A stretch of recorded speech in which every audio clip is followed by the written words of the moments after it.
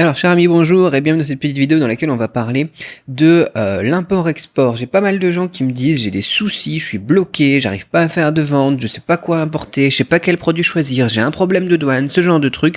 Et franchement, moi j'en ai un petit peu marre, je me dis il faut faire quelque chose, il faut faire quelque chose pour vous aider, il faut faire quelque chose parce que vous êtes bloqué. Vous êtes bloqué.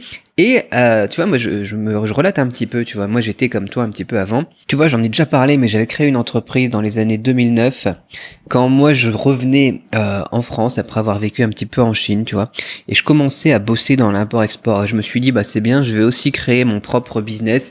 J'ai créé une boutique en ligne, j'ai importé des produits, je les ai mis dans mon garage. Et ça a fait un flop, ça a foiré. Et pourtant, à côté de ça, je générais des centaines de milliers d'euros de chiffre d'affaires. Je faisais des commandes à 1 million de pièces, j'ai bossé avec des gouvernements, quoi, c'est juste hallucinant. Donc, je me suis dit, il y a comme une dissonance, tu vois, il y a comme un souci parce que on a les experts, on a l'expertise, on a la connaissance, et pourtant, quand on veut le faire pour soi, eh ben, ça fonctionne pas. Et je me suis rendu compte de plusieurs soucis. Le souci, le principal souci, en fait, c'est le process. L'idée que la plupart des gens, ils ont, c'est justement qu'il faut que je trouve une super idée. Alors attends, je te fais une ampoule, je sais super pas très bien dessiner, moi, comme d'habitude, et ni parler en même temps que j'écris, j'ai toujours du mal. Enfin bon, peu importe. Le problème, tu vois, c'est ça, c'est ils veulent une idée, il leur faut trouver une idée de génie, un produit génial ou ce genre de truc, et il faut qu'ils l'importent. Il faut qu'ils l'importent, ou il faut qu'ils le vendent le plus vite possible, et il faut trouver des stratégies pour ça. Et donc l'importer, ça va ramener tout son lot de problèmes, d'accord? Il y a le stockage, et encore, on ne va même pas parler du stockage, tu vois, on va remonter dans la chaîne. Il y a les taxes, il y a les droits de douane, hein, taxes comme la TVA, ce genre de choses, les droits de douane. Il y a aussi, bon, on va pas parler du dumping et des trucs comme ça, quoi. Même avant, tu vois, il y a la logistique. Comment est-ce qu'on trouve le transitaire? Il y a quel autre problème que j'ai évoqué aussi sur cette chaîne?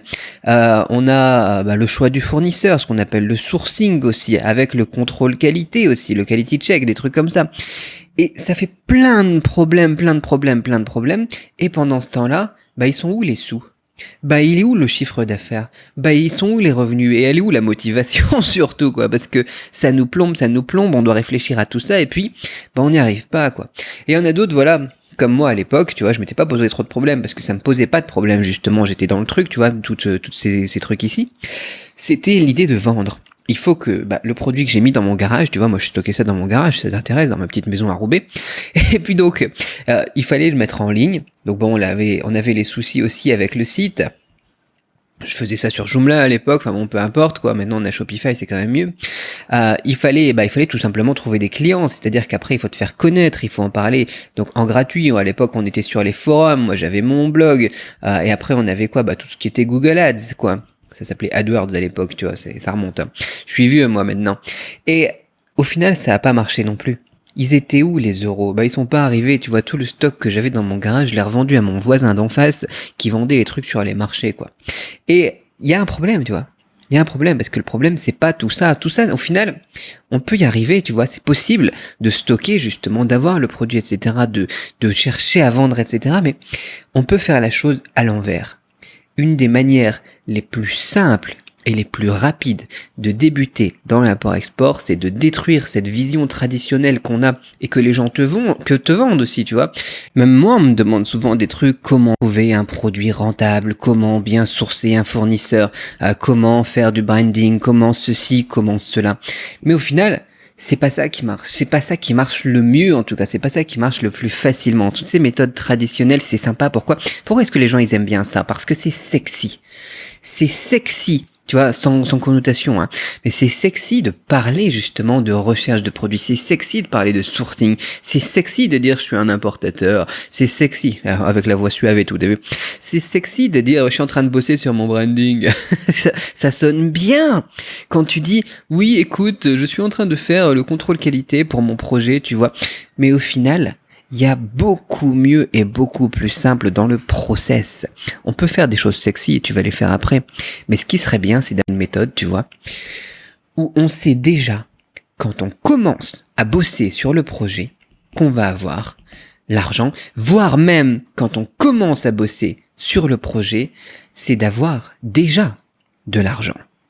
Tu n'as encore rien fait, rien développé, rien importé, aucune taxe de travailler, aucun projet de fait, tu vois, aucune paperasse, aucun sourcing, que des gens sont prêts à te donner de l'argent pour que tu leur apportes quelque chose. Et ça, c'est quelque chose, tu vois, j'en parle depuis des années, j'en parle depuis 2012, en tout cas sur YouTube, sur les blogs à l'époque, et par email, tu vois, ma mailing list, ce genre de choses, tu vois.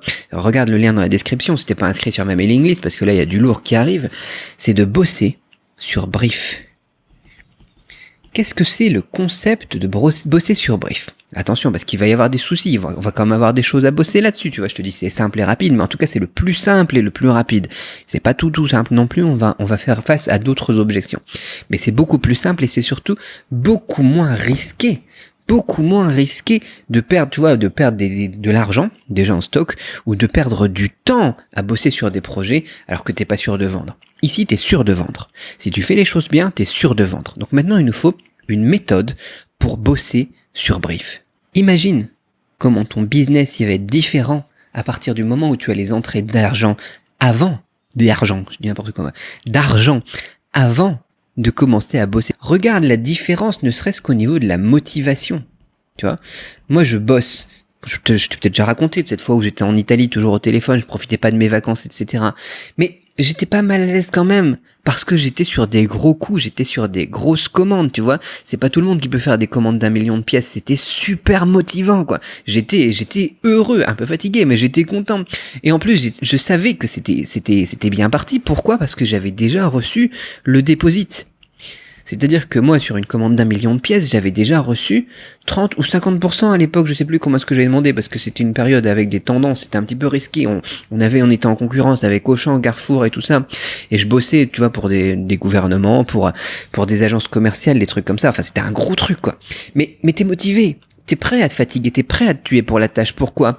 Ben parce que t'as déjà été payé en partie. Et tu sais que la suite arrive si tu fais bien ton boulot. Forcément, c'est plus motivant que si t'es en train de bosser sur un projet depuis des mois ou des années et qu'il y a eu 0 € dans le porte-monnaie comme ça qui est venu s'ajouter. Et même peut-être qu'il y en a qui sont partis parce que t'as pris un truc pour faire un site, t'as pris un truc pour créer des funnels de vente, je sais pas moi, t'as pris un truc pour avoir du consulting, du coaching, etc. Et derrière, zéro entrée. Et des sorties, ça fait mal, forcément ça fait mal à la motivation, quoi. Et moi j'ai pas envie que t'aies mal à ta motivation. J'ai pas envie que tu souffres comme moi j'ai souffert pour mon business au niveau de ce que j'avais lancé en ligne en 2009, quoi. J'aurais dû lancer ça après, enfin j'ai lancé d'autres trucs depuis, quoi. J'aurais dû lancer ça après mon expérience, tu vois, dans l'import-export en tant que cadre, quoi. Et travailler avec les plus gros VP6. Mais non, j'ai commencé ça en même temps que moi, je débutais, quoi. Et forcément j'ai fait des erreurs. Et donc voilà, ce que je te propose, moi, c'est de regarder un petit peu ensemble comment est-ce qu'on peut bosser en bossant sur Brief. Comment est-ce que ça fonctionne? Qu'est-ce qu'il faut faire? Quelle est la logique derrière la chose? Quels sont les pièges? Qu'est-ce qu'il faut faire aussi? Parce que tu vas me dire tout de suite, je sais, je connais les problématiques, on va en parler, tu vois. Si t'as des questions, tu les laisses dans les commentaires et tu me dis, voilà, quelles sont tes problématiques et tes questions vis-à-vis du Brief. Mais l'une des premières objections, c'est par exemple, tu vois, tu vas aller bosser avec un professionnel, avec une grosse entreprise ou même avec une PME. Comment est-ce que tu ramènes de la crédibilité? Comment est-ce que tu es crédible pour avoir, justement, ces commandes-là et que les gens ils soient prêts à te verser comme ça 10, 50, 100 000 € d'un coup et te dire, vas-y, c'est bon, tu Cédric, tu gères ma commande, quoi. Donc on va en parler de tout ça. Pose tes questions vis-à-vis de ça. Est-ce que tu penses de cette logique de travailler sur Brief par rapport à travailler sur toi qui a une idée en disant tiens, voilà, je pense que ça c'est la bonne idée, je vais acheter ou je vais valider mon projet et ensuite je vais essayer de le vendre, par rapport à bosser sur Brief? Laisse-moi un commentaire, on en discute. Et puis voilà, dis-moi un petit peu ce que tu penses de cette logique de bosser là-dessus sur Brief par rapport à la motivation notamment. Qu'est-ce qui te motive toi dans le business? Je sais que c'est pas forcément motivé par l'argent, quoi, mais t'es motivé quand ça marche. T'es motivé quand ça marche, tu sais que ça fonctionne. Et l'argent, tu vois, c'est pas une finalité, quoi. C'est un moyen pour la famille, pour la liberté. La liberté, on en a déjà parlé aussi plusieurs fois sur cette chaîne, quoi. La liberté de pouvoir voyager, la liberté d'offrir une éducation de qualité à tes enfants, la liberté de pouvoir faire un tour du monde. Je sais pas t'as quel âge, je sais pas quels sont tes rêves, quoi. Mais pour moi, tu vois, c'est dingue. Tu vois ma vie aussi, quoi. J'ai pas une grosse voiture, j'ai pas une grosse villa, tu vois. Enfin, voilà. Je vis relativement simplement, mais je fais des choses choses que des personnes ne peuvent pas se permettre, que la plupart des gens ne peuvent pas se permettre, parce que je peux faire les choix justement que je veux, et toi tu peux avoir justement la possibilité de faire les choix que tu veux à partir du moment que tu as un business qui marche, que tu as des revenus, que tu as une liberté, une autonomie financière et géographique. Enfin bon voilà, je sais pas, qu'est-ce qui te motive toi? Quelle est ta motivation? Dis-moi ça dans les commentaires. Et puis maintenant, la grande question c'est ça, c'est qu'est-ce qu'on fait pour lancer un business dans l'import-export sur Brief, en bossant sur Brief, comment appliquer ça concrètement, comment faire face à toutes les objections et répondre aux questions que tu vas me laisser dans les commentaires notamment, mais aussi moi, toute mon expérience que j'ai déjà à disposition, et tout ce que j'ai créé, je te propose de t'envoyer très bientôt un email dans lequel je vais te montrer comment faire ça concrètement. Donc tu surveilles ta boîte de réception si t'es déjà inscrit sur mes mailing lists. Tu vois, ça fait quelques jours que j'ai pas envoyé de nouveautés parce que voilà, d'un côté je me disais c'est vraiment chiant de faire des trucs comme ça et les gens ils passent pas à l'action ou ils passent à l'action et puis ils y arrivent pas. Et moi j'ai eu la mauvaise idée aussi de bosser sur des choses que les gens me demandaient. Tu vois, ils voulaient que je leur fasse des trucs sur les produits sexy, sur la sélection de produits, sur le branding, des trucs comme ça, alors que c'est pas ce dont ils ont vraiment besoin. Et donc moi j'ai envie de dire voilà, soit j'arrête tout, soit j'arrête ma chaîne, soit je fais que des trucs qui vont intéresser moins de personnes. Franchement, il y a plein de gens, ils vont plus me suivre, je vais faire moins de vues sur YouTube, mais on s'en fout quoi. Parce que les choses que je vais donner et que les gens vont appliquer, ça va leur faire des sous, ça va leur faire des ventes, ça va leur faire des clients, ça va leur monter un business. Et on est là pour ça. Tant pis s'il y a plus que 3% de mon audience, sinon j'arrête la chaîne et puis c'est tout quoi. Donc voilà. C'est la décision que j'ai prise. Franchement, j'étais de moins en moins motivé avec cette chaîne. Enfin, t'as eu des vidéos qui se sont publiées quand même, mais c'est que des trucs que j'avais tourné cet été, quoi. Mais j'ai rien fait de nouveau. Alors que dans d'autres business, tu l'as peut-être vu, si tu me suis sur d'autres business, je suis super motivé. Donc, c'est mon choix. C'est mon choix maintenant, c'est de te proposer que des trucs comme ça. Et ça va se passer, la plupart, en fait, par email. Donc, si t'es pas inscrit sur ma mailing list, tu rates quelque chose, franchement. Parce que ça fait quand même quelques années, depuis 2012, que je t'envoie des trucs. Donc, t'as raté quand même quelques trucs, mais c'est pas grave. Je vais t'envoyer un condensé du meilleur et notamment pas mal de choses pour bosser sur Brief dans les prochains jours. Donc inscris-toi, le lien est juste en dessous si tu veux pas continuer à rater tous les trucs excellents que je mets sur mes newsletters, parce que c'est fantastique comme mon truc quoi. Parfois je raconte même ma vie quoi, je te raconte mes expériences, des histoires, certaines qui sont un petit peu enfin voilà, je t'épargne les détails, mais bon voilà, après on retire des bonnes choses de chacune de mes histoires, peu importe. Donc voilà, t'as le lien dans la description. Et puis je te retrouve dans les commentaires pour en discuter. Tu vois, j'ai rien à te vendre là. Et puis c'est tout quoi. On en discute et puis on se retrouve par email. C'est dans la description. Moi je te dis à très vite pour une autre vidéo et par email. Surveille bien ta boîte de réception. Bye bye.